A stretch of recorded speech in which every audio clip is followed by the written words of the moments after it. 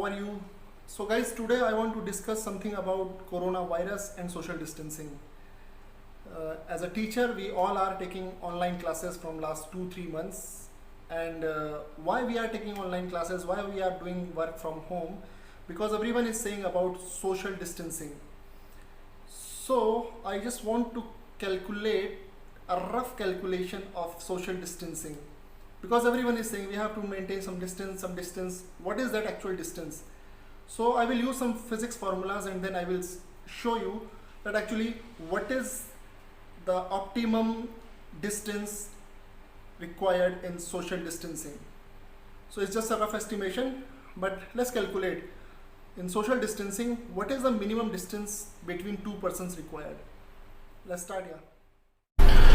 Okay, so guys, let's start with the topic projectile motion. So with the help of projectile motion, I will show you actually what is the minimum distance that required for social distancing. Okay, so let's suppose there is one guy here, and let's suppose that the average height is around 5 feet. So let's suppose that this is the average height, which is 5 feet. So 5 feet is in average is equals to, let's suppose, 1.5 meters. So now we have this unit 1.5 meters, so a system of international units, 5 meter. And let's suppose that this is the mouth of that person. So all droplets will actually come from this point. So, and when this droplet will come from this point, so it will fall on the earth, and then so there is a particular distance for that. Let's suppose this is as the x-axis, and we know that in projectile motion, where the particle actually finally falls or hit the surface is the range of that particle. So this is the range of that particle or the coronavirus from the mouth of any person. Okay, so this is the virus. So we are calculating the distance or the range of that coronavirus coming from the mouth. So we have this height 1.5 meter, and then this is which axis? So in physics generally we have this as y-axis. So we have y-axis and we have x-axis. Now if I want to see the coordinates at this point, coordinates at this point is actually, because it's starting from this point, so let's suppose at this point the coordinates are 0 and 0. But when this particle will hit the ground at this point, so at this point the coordinates are along x-axis, the total distance traveled is r, and along y-axis it travels this distance. Let's suppose that this 5 feet or 1.5 meter is the height. So the coordinates are r and h along x and y axis. Okay, so now let's see.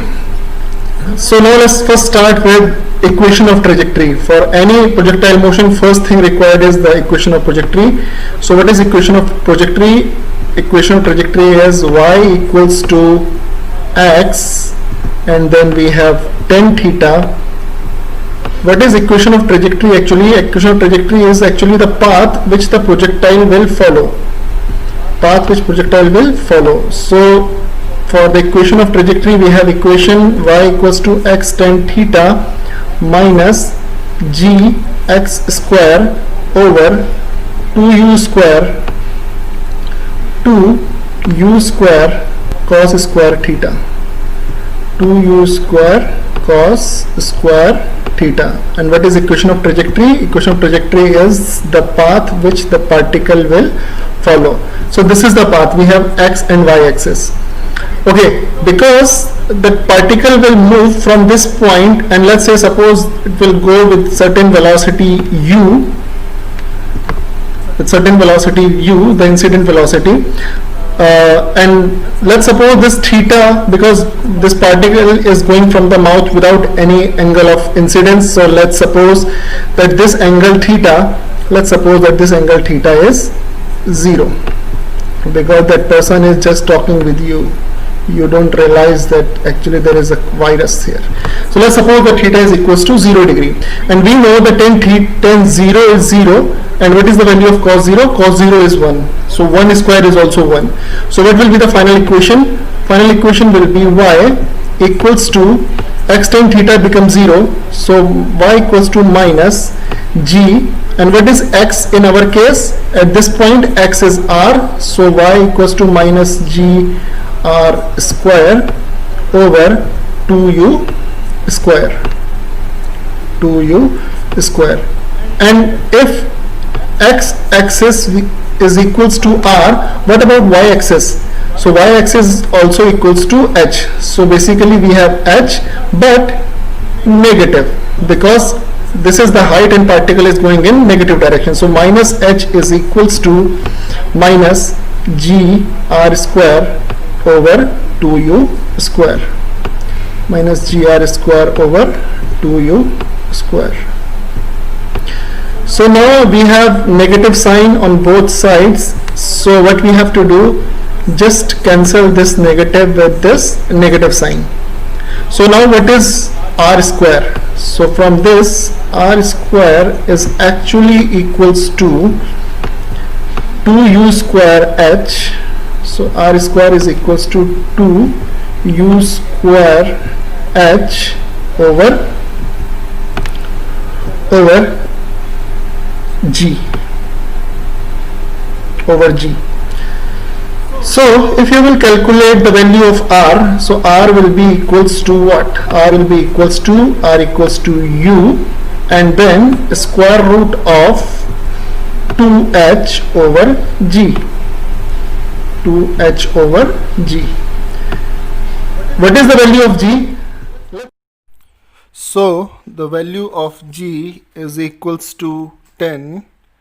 The actual value is 9.81, but yeah, for simple calculations here we are taking g as 10. The value of h is already here, which is 1.5 meter, so we have value of h also. Now the value of u is actually ranging from like 20 to 60 miles per hour, and this is for synesthesia. But for a general talk, the value is ranging from like 2 to 10. So the particle will come out with a speed of 2 to 10 meter per second. Now this is I'm calculating in terms of meter per second. So we have g, h and u, everything in meters and second, basically in SI units. So now to calculate the value of r, I am taking the value of u, let's suppose maximum value, let's suppose 10. So the value of u is 10. So now the formula will be r equals to 10 square root of 2 times the value of h, which is 1.5, over the value of g, which is 10 here, and this is equals to 10, and then 10, and then square root of 2 times 1.5 is 0.3, 3 over 10, yeah, 0.3. So, and if you will calculate this value, 10 times square root of 0.3, it will be equals to 5 point something meter. So this is because this is the maximum value of r, u, which is 10. But if you will calculate through the average value of u, or general talk, so the value will be from 2 to 5, and our range will be 1.3 to 1. Around 5 or 6, around 1.6 meter. And this 1.3 to 1.6 meter is actually equals to 4 feet to 5 feet. So means 1.3 meter to 1.6 meter. So this is the value of r, range. Here in physics we call range, but in nowadays people is called social distancing. And let's suppose here, so if there are two guys, and then from the mouth of one person, let's suppose this virus is coming out and now it's falling on the ground. So the other person will be safe if this guy is at a distance of 1.3 to 1.6 meter. So through this I want to explain you that this is the minimum distance for this. Thank you.